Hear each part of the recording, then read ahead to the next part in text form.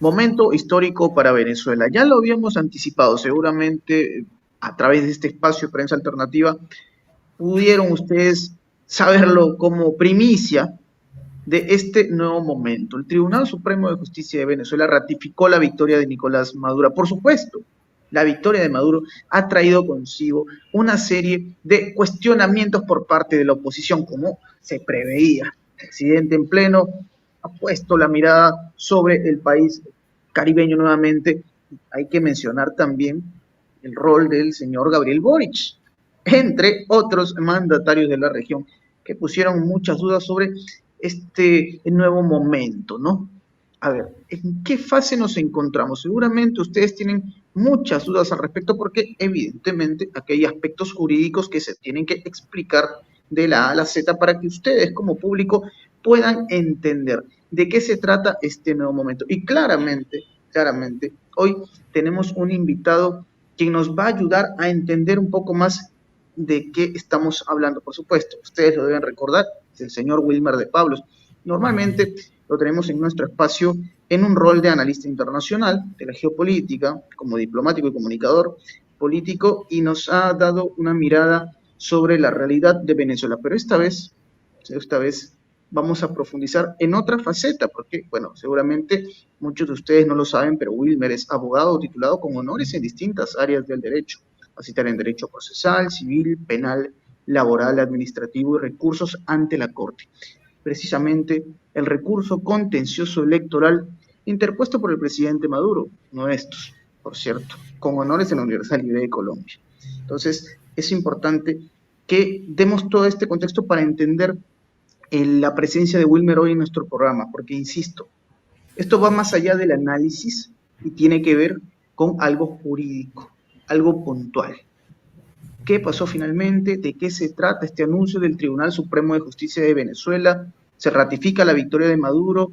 ¿Qué efectos traerá consigo en los próximos días? Quiero darte la bienvenida, Wilmer.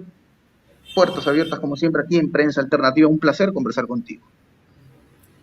Bueno, primero que nada, agradecer, por supuesto, a Prensa Alternativa, a ti, Enzo, a Lorenzo y a todo el equipo tras bastidores, pero además a el Juan José del Castillo, como lo conocemos en Venezuela, por esta invitación y además por ese trabajo extraordinario que han hecho y que seguimos en Venezuela muy de cerca. Los trabajos de Juan José relacionados con el tema de Venezuela, los vemos, los seguimos, los analizamos. Todos los que estamos en el mundo del análisis internacional de la frente que nos corresponde, le hacemos un seguimiento tremendo a todo este trabajo de prensa alternativa.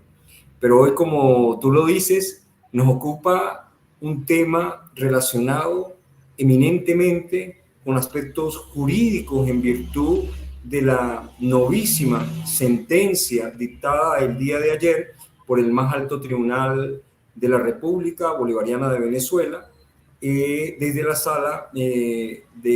sala electoral del tribunal, donde de forma histórica e inédita se dicta una decisión en el ámbito contencioso de este tribunal en virtud de que la oposición fascista en Venezuela atacó al Consejo Nacional Electoral poniendo su credibilidad, su nombre, sus buenas prácticas de hace más de 25 años, cuando en Venezuela se rescató realmente el poder electoral, cuando nuestro pueblo fue a un proceso constituyente y rompió con la visión tripartita del poder y estableció 5 poderes: el ejecutivo, el legislativo, el judicial, el electoral y el poder moral. El pueblo de Venezuela entendió que el poder electoral en este país no podía seguir siendo una oficina supeditada al gobierno de turno, porque eso bajo ningún concepto garantiza la transparencia más genuina de la expresión de un pueblo que es soberano. Y por esa razón le dio rango constitucional al poder electoral, y la Constitución del 99 que se dio a este pueblo no se hizo en un bufete privado, no se hizo en oficinas en el exterior para garantizar los recursos a las élites y a las transnacionales, como sucede en la mayoría de las constituciones de nuestra región, sino que fue el propio soberano, el propio poder ciudadano, que se dio una constitución entendiendo que el poder electoral tenía que tener autonomía administrativa, presupuestaria, financiera, que sus autoridades tenían que ser legítimamente elegidas por el pueblo, que toda la actuación de ese poder electoral tenía que estar acompañado en base al principio de participación del poder ciudadano en todas y cada una de las fases de los procesos para elecciones presidenciales, regionales, municipales, para consultas, para referendos consultivos en todas sus facetas. Entonces, esta ultraderecha que nos tiene acostumbrados a cantar fraude cada vez que las elecciones le son adversas, porque cuando las elecciones le son favorables, por supuesto callan, no mencionan al Consejo Nacional Electoral o al Poder Electoral, sino simple y llanamente esperan la proclamación para asumir el poder desde la perspectiva que les corresponde. Lo vimos cuando sucedió en el 2007, cuando la revolución perdió el primer proceso frente a la derecha en este país, y lo vimos en el 2015, cuando el proyecto bolivariano perdió la Asamblea Nacional, donde ellos obtuvieron la mayoría. En esos dos eventos nunca cantaron fraude, nunca dijeron absolutamente nada, pero además de eso, en la actualidad, las gobernaciones que ocupa la derecha en nuestro país son legítimas, porque les son favorables. Entonces en esos casos no se atacan las elecciones o las alcaldías cuando les son favorables. Es decir, es el doble estándar, el doble rasero de un comportamiento en la política, y respetando el funcionamiento normal de un órgano que además ha sido catalogado por el propio centro Jimmy Carter. Y cuando digo el propio centro Jimmy Carter, me refiero en la gestión de Jimmy Carter, no la nueva gestión que está dirigida por la USAID, que catalogó nuestro sistema como el más transparente, automatizado y moderno del mundo. Es decir, todo un sistema que garantiza la expresión más auténtica del pueblo de Venezuela. Entonces, en ese sentido, ante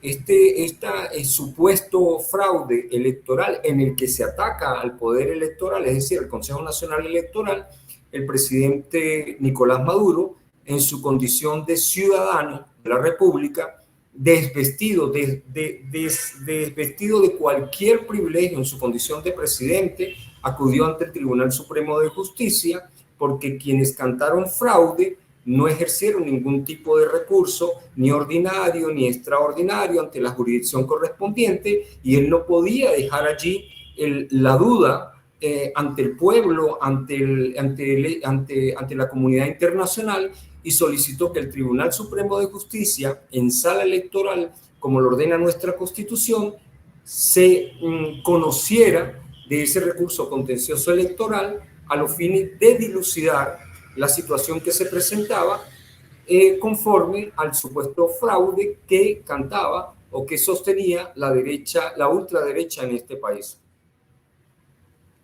Y desde luego era muy marcado, Wilmer, la posición de la ultraderecha, ¿no? Porque es claro que la oposición había dicho de manera contundente, ¿no?, que el competente para ver este tipo de instancias era el Consejo Nacional Electoral. Sin embargo, ¿cómo explicar entonces que el Tribunal Supremo de Justicia haya resuelto esta situación? Es lo que seguramente muchos estarán preguntando, ¿no? ¿Cómo es que se puede conceptualizar? A ver, cuéntanos un poco sobre esto, Wilmer, que seguramente es una pregunta que está rondando y que seguramente, hay que decirlo, muchos antichavistas quieren utilizarlo como un argumento. A ver, cuéntanos sobre eso.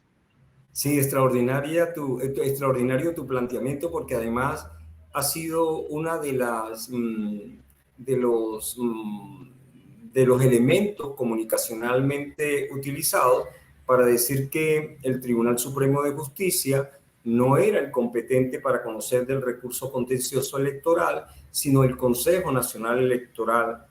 Y ante esto debemos aclararle a todos nuestros usuarios y usuarias que acompañan siempre a Prensa Alternativa, que además expreso mi agradecimiento porque en cada espacio que comparto con ustedes, de verdad aprendo muchísimo, sobre todo cuando leo los comentarios. Yo me leo todos los comentarios de cada uno de los programas y no tienes idea el crecimiento en lo personal, porque me obligan a pensar, me obligan a formarme más, me obligan a hacer el mayor esfuerzo, porque desde sus propios análisis uno visualiza que de verdad tienen un razonamiento lógico y sobre todo estructurado y actualizado de cara a la verdad, ¿no? De cara a lo que nosotros desarrollamos aquí, y esto me hace sentir muy bien porque creo que es el objetivo último de todo nuestro trabajo. Ahora bien, ¿qué es importante? Primero que nada, Enzo y amigos que nos oyen,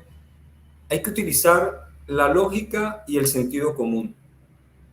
¿Por qué la lógica y el sentido común? Para desarrollar cualquier sentencia, un juez necesita de 3 elementos fundamentales: lógica, sentido común, ¿sí? Y los elementos que le dé la ciencia y la tecnología. Se llama el trípode del silogismo que constituye una sentencia. Las sentencias tienen una parte narrativa, una parte emotiva y una parte dispositiva, pero esto no se puede hacer si no utilizamos la lógica, el sentido común y las máximas de experiencia. ¿Por qué hago referencia a estos elementos fundamentales del silogismo de una sentencia? Porque utilizando la lógica y el sentido común, es decir, los 2 primeros elementos, la pregunta es: ¿será posible que el Consejo Nacional Electoral pueda conocer o sea competente para conocer de un asunto donde está en tela de juicio su propio prestigio? ¿Eso tendría sentido a los ojos de estos 2 elementos, lógica y sentido común? Evidentemente no. Pero como el derecho es lógica, sentido común y máximas de experiencia, entonces es importante mencionar que la Carta Política venezolana, la Constitución de la República Bolivariana de Venezuela, en su artículo 297, es decir, en el artículo que se encuentra en el título 5 de esta Constitución, que empieza en el artículo 292, establece tácitamente en el artículo 297, un artículo, por supuesto, invisibilizado por la derecha fascista de este país, el cual establece lo siguiente: la jurisdicción contenciosa que regula los procesos electorales, la jurisdicción contenciosa será ejercida por la Sala Electoral del Tribunal Supremo de Justicia. Tácitamente establece la Constitución que un recurso contencioso electoral no puede ser conocido sino por la Sala Electoral del máximo Tribunal de la República.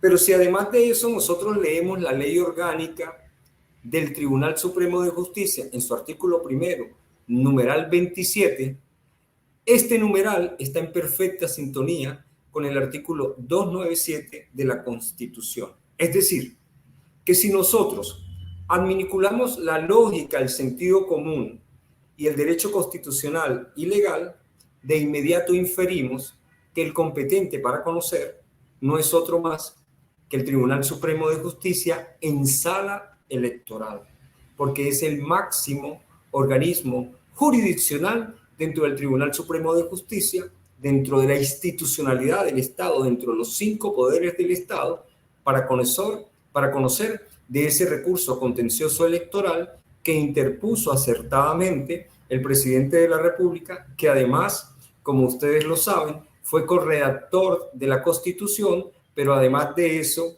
fue presidente de la Asamblea Nacional, y aunque él no está titulado como abogado ni especialista en ningún área del derecho, es un hombre que maneja la Constitución, que maneja las leyes, porque su ejercicio en la función pública lo llevó al Poder Legislativo. Así que simplemente hay que utilizar lógica y sentido común y además agregarle los 2 elementos, el 297 constitucional y el artículo primero, numeral 27 de la Ley Orgánica del Tribunal Supremo de Justicia, para dilucidar, para hacerle el contrapeso al falso supuesto del relato comunicacional de la ultraderecha, sus aliados nacionales e internacionales, que son parte del monopolio de la desinformación a través de las corporaciones de la desinformación, sus laboratorios de guerra sucia, sus anclas en todo este mundo de las redes que vemos a diario.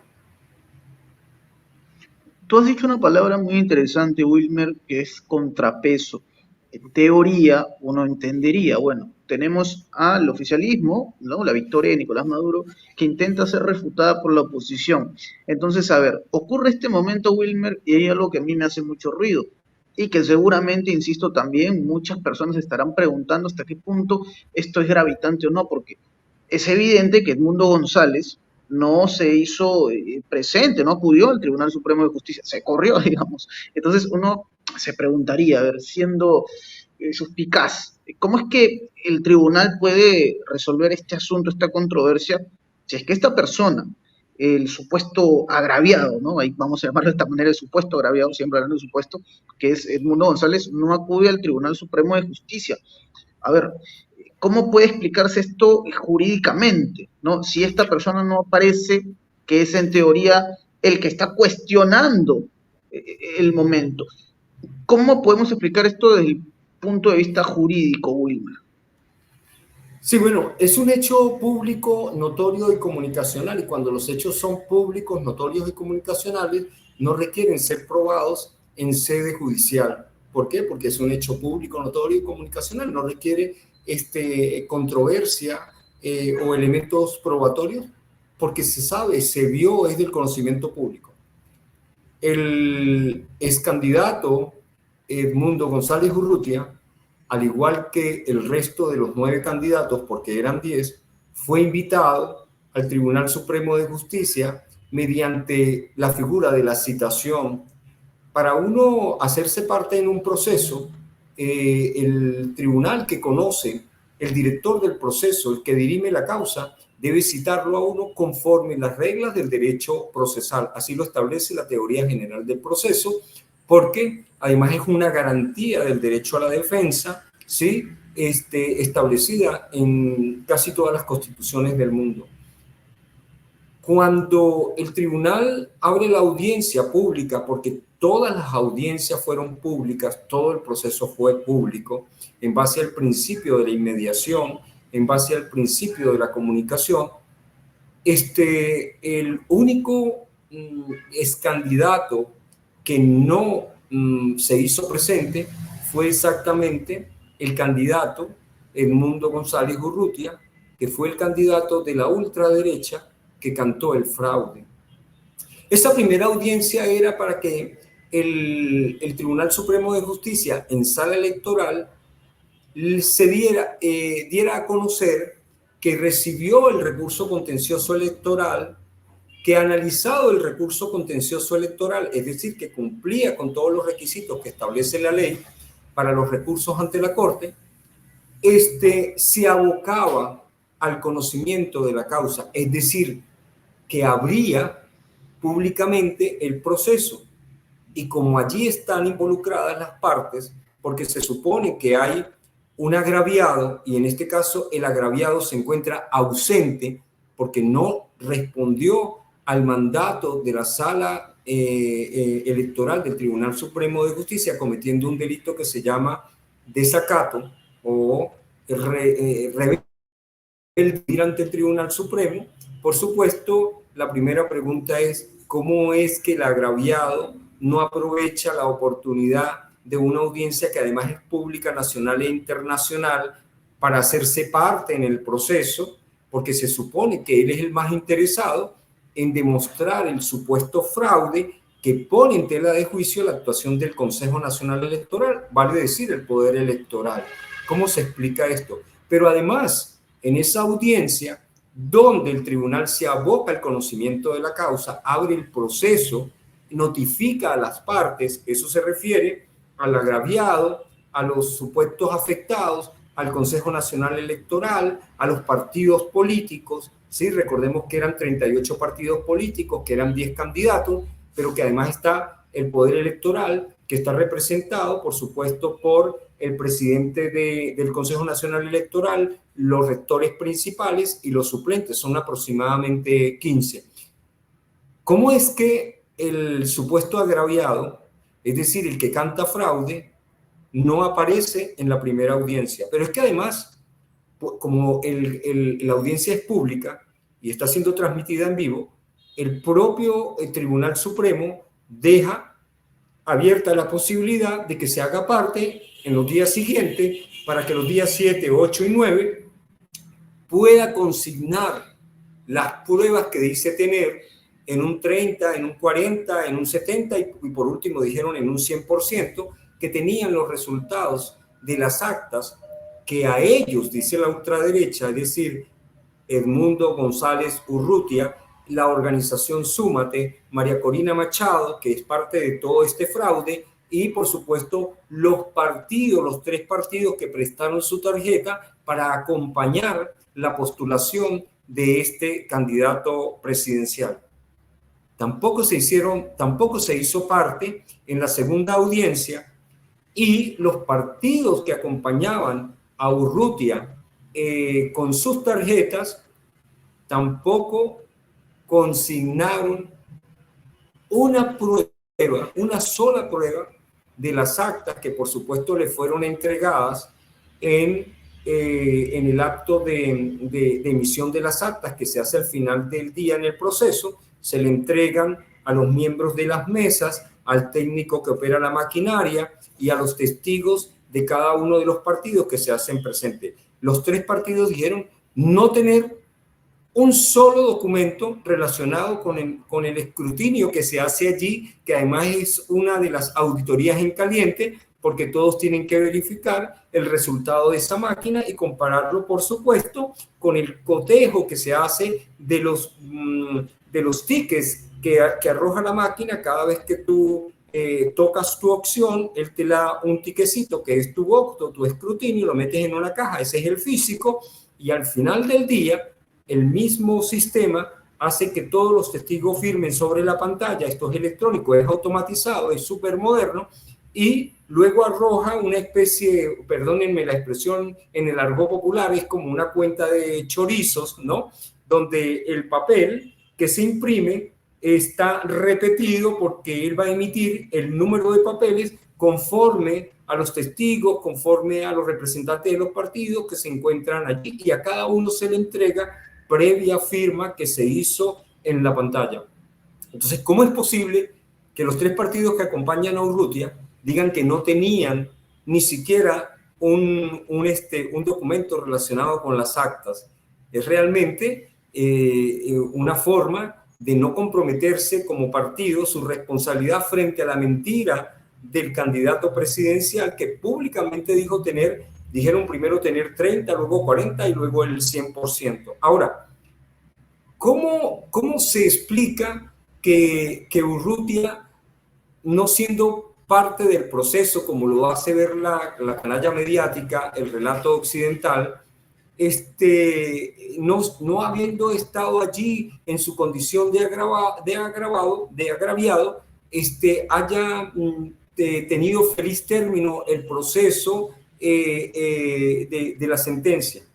Pues resulta que nuestro Código Orgánico Procesal Penal establece que cuando la víctima no se hace parte, el Ministerio Público suple su ausencia, porque el Ministerio Público es garante de los derechos de la víctima. Y si Urrutia es una víctima, es un agraviado, el Ministerio Público está allí en la persona del propio fiscal general de la República. Pero realmente el agraviado no es Urrutia.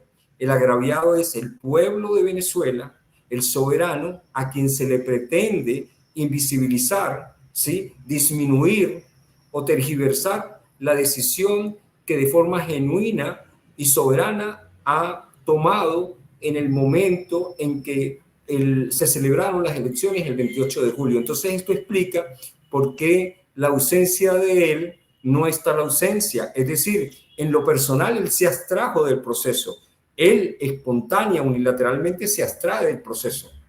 Pero el que él no esté allí no significa que la Constitución y las leyes, en este caso la Constitución que establece el derecho a la defensa y el debido proceso, establece en el Código Orgánico Procesal Penal que el fiscal general se hace parte cuando la víctima no nos acompaña en el proceso para garantizar sus derechos. Y como en apariencia él es el supuesto agraviado, allí el derecho suple la ausencia de Edmundo González Urrutia.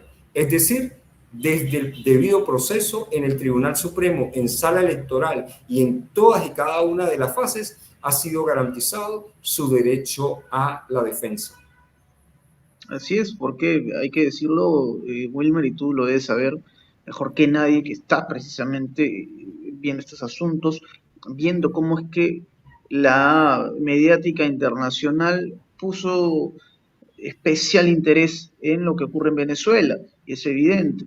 Nosotros de este espacio también lo hemos notado, ¿no? Basta con teclear en Google para entender hacia dónde va dirigida la posición de ellos. Porque claro, se escuchaban cuestiones como que, a ver, el señor Edmundo González fue excluido del peritaje y esto explica que no hubo transparencia. Pero bueno, con lo que nos has narrado en este momento, se empieza a entender un poco más. Y cómo es que, y aquella frase que soltamos aquella vez, Wilmer, que es conocidísima, dato mata relato, que es algo que hay que mencionarlo. Pero claramente siguen apareciendo argumentos. Se dice, por ejemplo, yo traslado lo que leo, Wilmer, es importante que expongamos la posición que toman todas las partes, porque se dice y se afirma públicamente que el Consejo Nacional Electoral no ha publicado los resultados en la página web, y que esto significa una violación a la ley. O sea, esto lo venden como una evidencia de un supuesto fraude. Jurídicamente, ¿cómo explicar esto, Wilmer? Porque es lo que hasta el momento sostiene el relato de muchos en la región, muchos que, vale decirlo, no han sido igual de perspicaces cuando se tratan de otros procesos electorales en otros países, ¿no? Y dudo que pase algo similar cuando se den las elecciones en Estados Unidos, pero esa es otra historia. Sobre lo dicho, Wilmer, ¿qué nos podrías explicar al respecto desde el plano jurídico? Sí, importantísimo mencionar, y por eso sobre todo está en las redes, está en YouTube, la sentencia leída por la propia presidenta del Tribunal Supremo de Justicia, que en la sala electoral actúa como presidenta de sala electoral. Pues ella en el numeral sexto hace referencia, porque deja allí claramente asentado una jurisprudencia novedosísima que sienta jurisprudencia en nuestro país, a tal extremo que a partir de esta sentencia deben ser modificadas leyes, deben ser emitidas leyes, porque estos hechos no pueden repetirse en el país.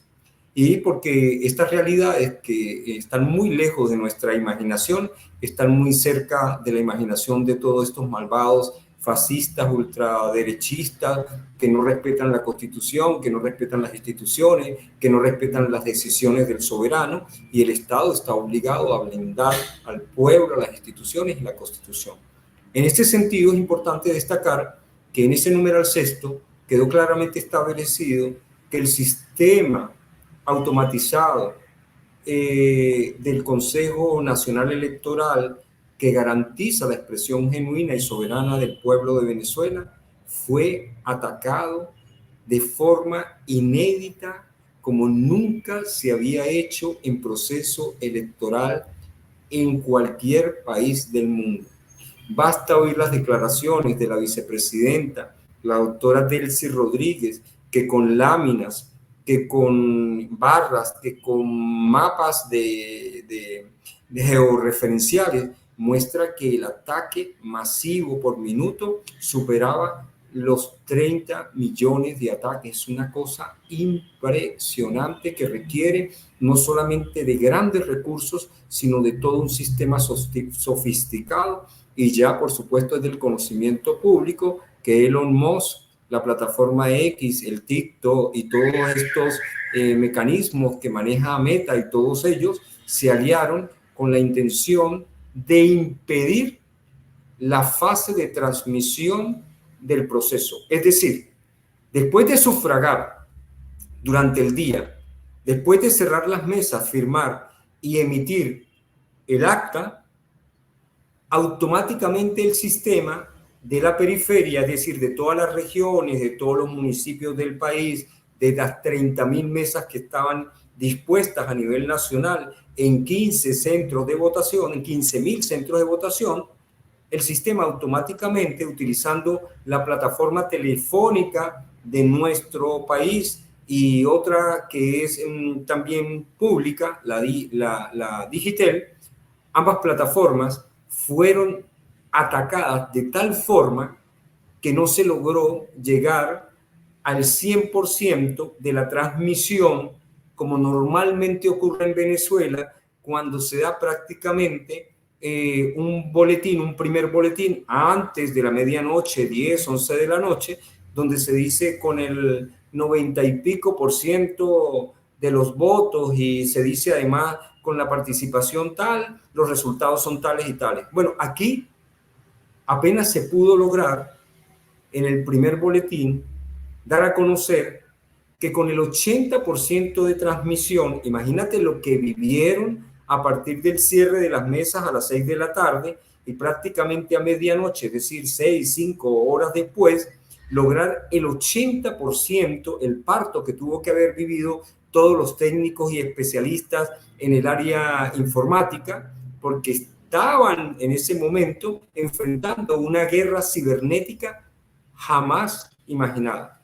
Bueno, trataron de impedir la transmisión. El objetivo fundamental era, lo dice la ministra de Ciencia y Tecnología, que nos lo ha explicado en el relato nacional de forma muy clara, fue de apagar todas las máquinas a nivel nacional, es decir, apagarlo para impedir que se dieran resultados, el elemento fundamental que necesitaban, el elemento comunicacional que va directamente a las emociones, para ellos llamar, por supuesto, a lo que pretendían nada más y nada menos que a una desestabilización, a un golpe de Estado, a una guerra civil. No lo lograron. Sin embargo, el día siguiente hubo ciertos focos de desestabilización que hoy lastimosamente concluyeron con más de 26 muertos, bienes destrozados, sobre todo públicos. No hay ni una sola víctima que no sea vinculada al gobierno o vinculada al Partido Socialista Unido de Venezuela. Es decir, la ultraderecha preparó una especie de comanditos, como lo llaman ellos, en todo el país para activarlos en el momento de acuerdo a este plan. Entonces, fíjate, el comportamiento normal después de la automatización del 2004 es que se conozcan los resultados en la página oficial del Consejo Nacional Electoral y a los 2 días, 3 días aparece todo el 100% de los resultados. Normalmente están mapeados, georreferenciados, mesa por mesa, municipio por municipio, estado por estado. Esto no ha sido posible al día de hoy. Y ese elemento al que tú haces referencia lo utilizan para tratar de desvirtuar la actuación del Tribunal Supremo, tratar de desfigurar la transparencia del Consejo Nacional Electoral. ¿Por qué? Porque según ellos debe ser publicado en la página oficial y por eso la mantienen allí atacada, que no la hemos podido rescatar. Además, vale decir que no solamente fue la página del Consejo Nacional Electoral, atacaron de forma masiva 106 páginas sensibles vinculados a los programas sociales que garantizan la vida digna de nuestro pueblo. Salud, educación, el tema de las bonificaciones, el tema del transporte, el tema de las jubilaciones, las pensiones. Es decir, fue un ataque masivo contra toda la estructura informática del gobierno. Pero se les pasa por alto algo, y ahí está la respuesta que tú me estás pidiendo. ¿Cómo se explica jurídico que ellos no hayan publicado, es decir, el Consejo Nacional Electoral al día de hoy no haya publicado en la página oficial los resultados? Esta ley, que se llama Ley Orgánica del Sufragio y Participación Política en Venezuela, establece en su artículo 155 que el Consejo Nacional Electoral está obligado a publicar dentro de los 30 días siguientes, es decir, es un lapso, ¿sí? Porque nos está hablando de dentro de los 30 días siguientes, de acuerdo al derecho procesal, estamos en presencia de un lapso, los resultados, ¿sí?, de las actas. Pero ¿dónde establece el artículo que deben ser publicadas? No es en la página del Consejo Nacional Electoral, es en la Gaceta Electoral, que es un instrumento público de muchos años, de mucha data, es el periódico oficial del Consejo Nacional Electoral, como son las gacetas oficiales en todos los países que nosotros conocemos. Es decir, que no solamente se encuentra dentro del lapso de los 30 días para la publicación, sino que además debe hacerla es en Gaceta Electoral, en la Gaceta Oficial del poder electoral. Eso por sí mismo derrumba la tesis de que la no publicación al día de hoy en una página que se encuentra, por supuesto, atacada y que no hemos podido rescatar, de acuerdo a la narrativa occidental, a sus corporaciones de la desinformación, sus laboratorios de guerra sucia, sus anclas y todo el trabajo que se hace en la televisión, radio, prensa y redes a favor del imperialismo norteamericano, utilizando por supuesto la CIA, el Mossad, el MI5 y 6, que financian todo este trabajo comunicacional, desvirtúa y echa por tierra el argumento de que el Consejo Nacional Electoral ha violado el artículo 155. Está dentro del lapso y, de acuerdo al mandato de la propia sentencia, debe publicar en los próximos días los resultados en la Gaceta Electoral. Y justamente, Wilmer, yo recuerdo lo que dijo hace unas horas Andrés Manuel López Obrador. Seguramente ya lo verán ustedes en un informe que publicaremos a nuestro público, se los hago saber.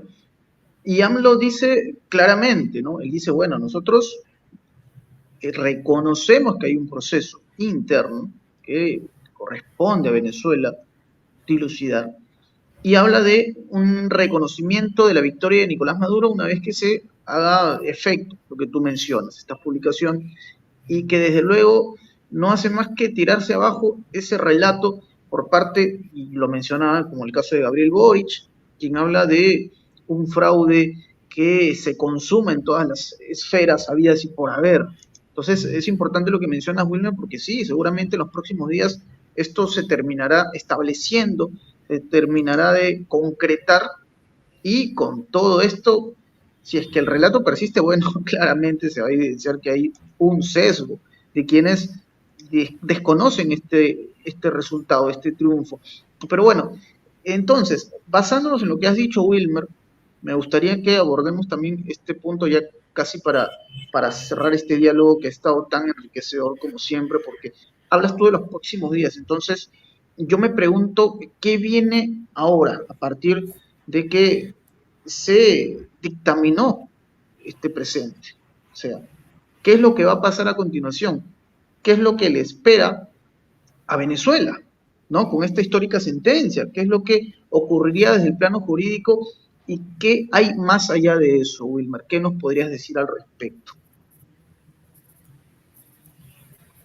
Bueno, la pregunta es una pregunta muy importante, porque la respuesta evidencia que efectivamente la Constitución de la República Bolivariana de Venezuela, sus instituciones, se ven fortalecidas una vez dictada esta sentencia que pone en evidencia el gran fraude que fue montado, ¿sí?, no por María Corina Machado, no por Edmundo González Urrutia, sino por la maquinaria imperialista norteamericana, el Estado profundo. Vimos por primera vez a hombres como Elon Musk saliendo al frente, ¿sí?, porque el objetivo fundamental de toda esta arremetida es tomar el control en Venezuela a través de un payaso como Milei o como Boris o como Daniel Noboa, o como la dictadora Boluarte, o como el infame presidente Lacalle, como lo llama la vicepresidenta Lacayo del imperio, y expoliar los recursos inmensos que tiene este país. Y de eso hemos hablado en otras oportunidades, pero como el análisis aquí es jurídico y la pregunta es evidentemente jurídica, lo primero que tenemos que decir es que este próximo domingo, es decir, el domingo próximo, Venezuela celebra un nuevo evento electoral. Estamos en presencia de un referéndum consultivo donde el presidente de la República le pregunta a las organizaciones de base que se conocen en Venezuela como comunas, a los consejos comunales, cuáles son los proyectos que tienen prioridad en sus comunidades para los recursos que él debe dirigir conforme al principio de participación y protagonismo del pueblo. Es decir, que pese a la diatriba que se presentó en razón del 28 de julio, nuestras instituciones están funcionando, nuestro pueblo está activado y seguimos trabajando en beneficio de las mayorías. Es decir, que el día domingo siguiente, el Consejo Nacional Electoral actuará en el marco de ese referéndum consultivo, que además es parte de las innovaciones de nuestra Constitución del año 99. Al pueblo debe preguntársele siempre, debe consultársele, y ahí está el mecanismo establecido en la ley. Pero además de eso, en septiembre en Venezuela se celebra el Foro Internacional contra el Fascismo, el Neofascismo y cualquier otra forma de expresión, porque además el día de ayer fue aprobada la ley que impedirá que en el futuro eventos como los vistos el día 29 y 30 después de las elecciones vuelvan a quedar impunes, porque no tenemos una legislación que establezca específicamente, nuestro código penal es un código del 47, establezca los nuevos hechos vinculados a estas actuaciones fascistas y neofascistas que vemos ahora en todos los países del mundo, con especial énfasis en Europa, pero que son las formas como el imperialismo norteamericano penetra las sociedades para generar lo que nosotros conocemos revolución de colores o las guerras civiles que le dan a ellos el caldo de cultivo para las intervenciones.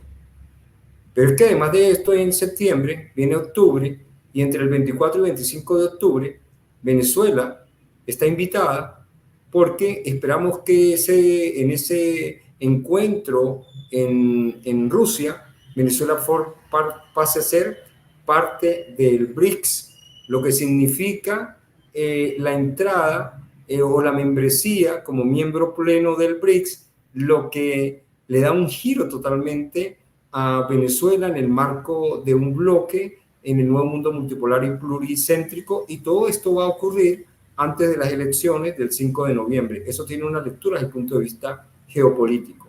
Pero desde el punto de vista jurídico, a lo interno, en lo nacional, primero, ¿qué va a suceder después de la sentencia? Bueno, acabamos de ver ayer el reconocimiento por parte del Poder Legislativo en Venezuela a la sentencia. Es decir, el acuerdo que ratifica el cumplimiento, porque esta sentencia es una sentencia que produce cosa juzgada, es decir, que es inapelable, no hay una instancia donde se pueda apelar, es la última decisión que se toma en la instancia, y por lo tanto debe ser acatada por todos los ciudadanos de la República, eso incluye las instituciones. Ayer la Asamblea Nacional se pronunció mediante un acuerdo y convalidó y ratificó el acompañamiento de esta decisión. Pero además de eso, oímos al presidente de la República dándose por notificado en un acto público donde inauguraba la imagen del presidente Hugo Chávez, que fue atacada, incendiada y destruida como lo hicieron en su oportunidad en Libia con las imágenes de Gaddafi, ¿sí? Porque eso es parte de la simbología de la guerra híbrida, ¿sí? Que es simbólica también. Y el día de ayer ya se estaba inaugurando la nueva imagen en un estado muy cercano de Caracas, que queda 20 minutos, que es costero, que se llama La Guaira, y en ese evento el presidente, por supuesto, manifestó que ya conocía la decisión, y como es una decisión del soberano, que además está ratificada por el Tribunal Supremo de Justicia, esto lo obliga a él a ponerse en los patines, como decimos en el argot popular, porque debe asumir en enero el nuevo periodo presidencial para del 25 al 31. ¿Qué sucede desde el punto de vista del poder del Tribunal Supremo de Justicia?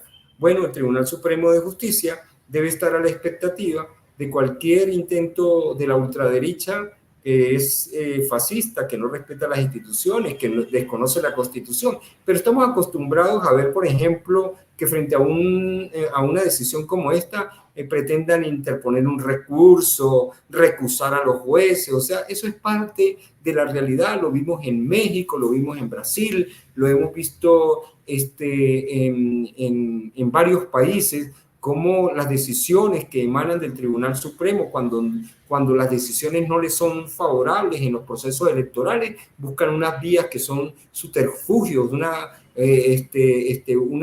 vías que no están ni en la Constitución ni en la ley, y para eso el Tribunal Supremo tiene que estar pendiente. Desde el punto de vista del poder moral, como ustedes lo saben, en Venezuela el poder moral lo representa la Contraloría, la Fiscalía General de la República y la Defensoría del Pueblo. La Contraloría debe proceder de inmediato a la inhabilitación de oficio, es decir, de forma unilateral, de todos y cada uno de los candidatos y de los miembros con fusiones dentro de los partidos que llamaron a la desestabilización, que llamaron al golpe de Estado, que llamaron al desconocimiento de las instituciones, y todas esas personas deben ser inhabilitadas. El próximo año en Venezuela se celebrarán las elecciones de gobernadores, de alcaldes, y se elegirán los nuevos diputados para el Parlamento. Nuestra Cámara es unicameral, es decir, no es bicameral, no hay senadores como existía antes, y vamos a estas elecciones, que son unas elecciones de mayor envergadura. Pero además de esto, la Fiscalía General de la República, que conforme a la Constitución es la dueña de la acción penal, es decir, del monopolio de la acción penal, debe, conforme a el numeral séptimo de la propia sentencia de la Sala Electoral del Tribunal Supremo de Justicia, que de inmediato dijo: se ordena la remisión de copia certificada de esta decisión, y por supuesto eso involucra todo el acervo probatorio, es decir, todo lo que llevó el Consejo Nacional Electoral, todo lo que llevaron los partidos en la medida que hayan podido estar en las mesas, todos los informes, los peritajes, ¿sí?, a lo largo de la fase de promoción de pruebas y de evacuación de las pruebas, se convierten en parte de la sentencia para que el fiscal general de la República proceda a analizar el expediente ya está abierto y a librar las correspondientes órdenes de captura. En lo personal, creo que debe ser capturada, detenida, procesada y juzgada María Corina Machado y Edmundo González Urrutia, entre otros, que pretendieron disminuir, contravenir la voluntad del soberano, cometiendo delitos constitucionales, delitos establecidos en el Código Penal, delitos informáticos, cualquier cantidad de delitos, porque todo eso está probado en el proceso del recurso contencioso electoral. Creo que es el momento, es la hora histórica del Ministerio Público. El fiscal general tiene la obligación y el deber histórico de ejercer la acción penal contra los que pretendieron, ¿sí?, nuevamente arremeter contra el soberano, contra la patria, contra las instituciones, contra la Constitución. Creo que la historia no nos perdonaría si lo dejamos pasar. Y en lo que respecta, por supuesto, al propio poder electoral, ¿qué sucederá después de esta sentencia? Está obligado a publicar en Gaceta Electoral los resultados completos, ¿sí?, de las actas, porque así se lo ordena el artículo 155 de la Ley Orgánica de Procedimientos Electorales. Es decir, que todos tienen actuaciones post sentencia por resuelto el recurso contencioso electoral en Venezuela. Lo más importante de todo esto, Enzo, amigos que nos oyen, es que el presidente de la República todo lo resuelve en el marco de la Constitución. De no haber apelado al recurso contencioso electoral ante la sala electoral conforme se lo señala la Constitución, nuestro escenario en el país sería otro. Y así como en años anteriores resolvió el tema del fascismo y de las guarimbas, como se conocieron en Venezuela, con el llamado a un proceso constituyente, lo acaba de resolver como un estadista, como un hombre demócrata, respetuoso del derecho constitucional, de las leyes y de las instituciones.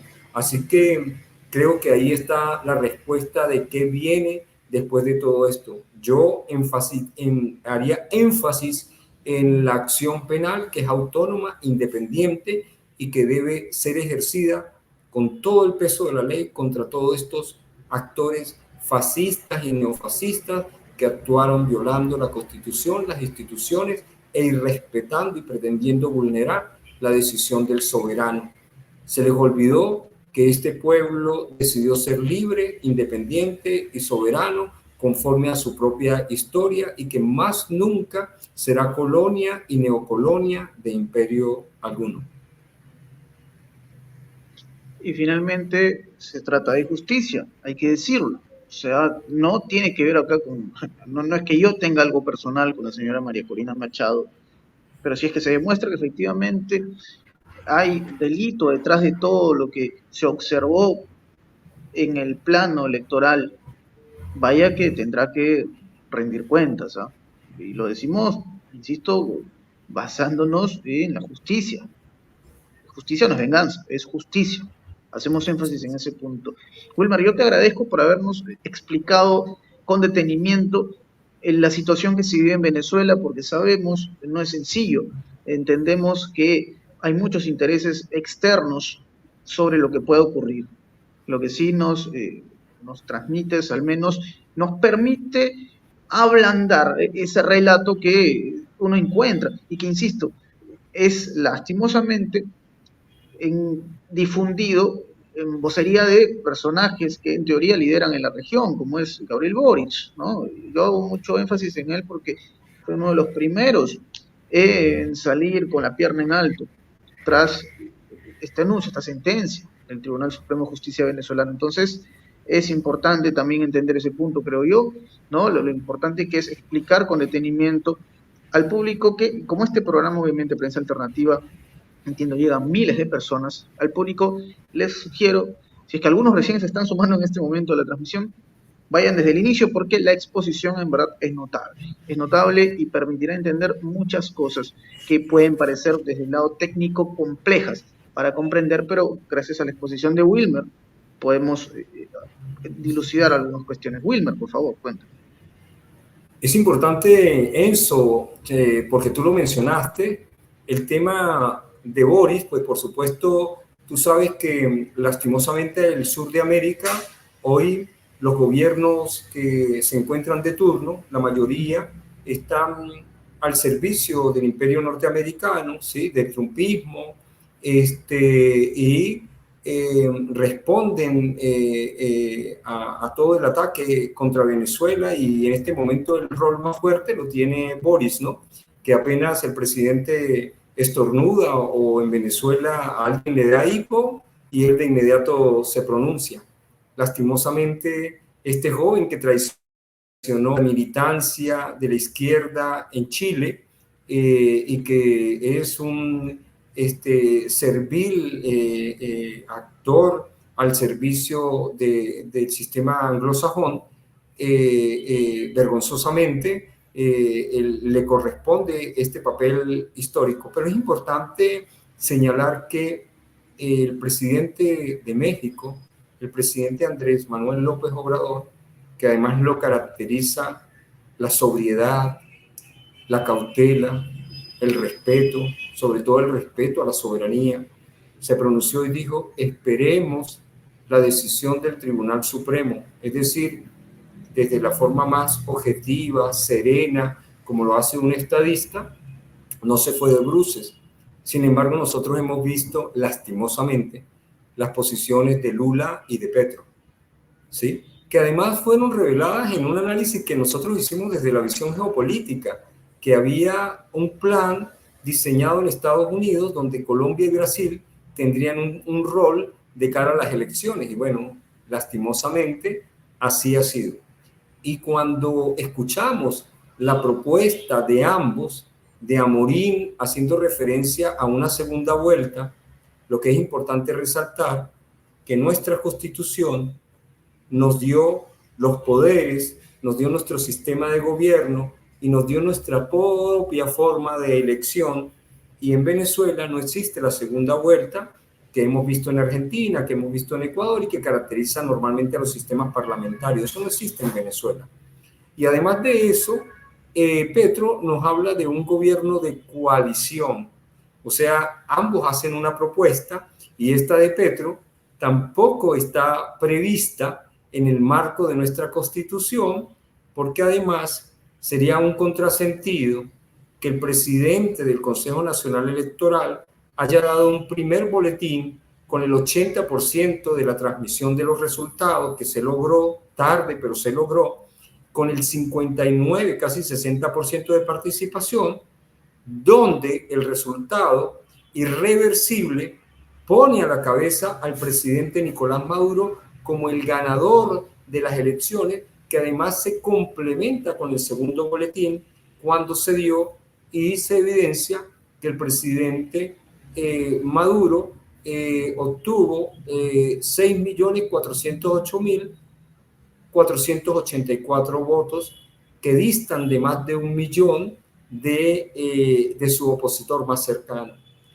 No es posible, bajo ninguna de las dos propuestas, ni la vergonzosa propuesta de Brasil, ni la penosa y vergonzosa propuesta de Colombia, que además viola el derecho interno, la autodeterminación, la no injerencia y la soberanía de nuestro pueblo, pretender darnos además una salida desde la óptica de ellos que viola nuestra Constitución y el derecho sagrado de nuestro pueblo, que está garantizado aquí y aquí. Entonces es importante hacer referencia a esto, porque esto lo que hizo fue reafirmar la vigencia de nuestra Constitución, la coordinación de los poderes institucionales del Estado y, por supuesto, el triunfo del pueblo, que no es más que su derecho genuino y soberano a elegir a sus propios gobernantes. Así que con esto concluyo y además te doy las gracias a ti y a todo el equipo y espero leer los comentarios de todos los usuarios que siempre nos acompañan. Gracias a ti, Wilmer, y por supuesto, creo yo, y esto lo digo personalmente, que la historia no va a olvidar el rol de ciertos líderes en este momento tan complicado, porque entendemos e insistimos en esta mirada. Lo que se juega en Venezuela, entiendo yo, sí es el futuro de los venezolanos, pero también de la región. Es importante mencionarlo. Ya con Wilmer lo habíamos conversado hace algunas semanas. Así que yo tal vez no lanzaré ningún adjetivo, pero vaya que me sorprendió mucho la posición tomada por el presidente Lula y el presidente Petro. Me llamó mucho la atención. Y espero que el rol, considerando sobre todo el rol de Lula da Silva, ¿no? Formando parte del bloque BRICS, y quien es alguien que además sabe y lo ha vivido en carne propia cómo golpea el imperio. Y lo sabe bien. Entonces llama mucho la atención.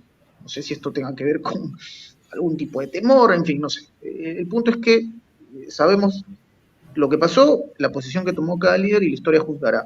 Yo te quiero agradecer, Wilmer, por tu tiempo, por habernos explicado a profundidad lo que se vive en Venezuela actualmente. Nosotros seguimos de cerca el proceso, estamos informando constantemente, haciendo honor a nuestro nombre, Prensa Alternativa, contándole lo que no se cuenta en otros medios de comunicación, que es importante decirlo.